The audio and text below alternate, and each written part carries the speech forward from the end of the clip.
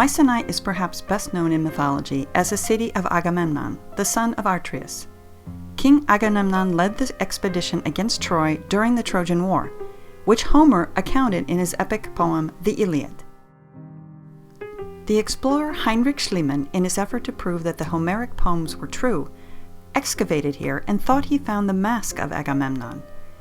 It was actually an earlier king, but he still proved that indeed Mycenae was rich in gold and so many other things.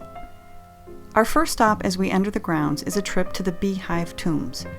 Massive stones line the entrance.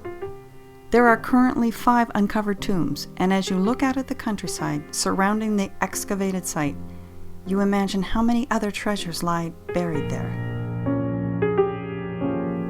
The Lion's Gate was one of the few parts of Mycenae that did not need to be excavated. Dating from 1200 BC, it's considered, along with the findings at Acropolis on the islands of Santorini, which we will see together, as prehistoric, meaning before known written history. As you climb up to the Lion's Gate and enter the citadel, you get a close look at these massive stones, what Pausanias and the ancient Greeks called Cyclopean walls.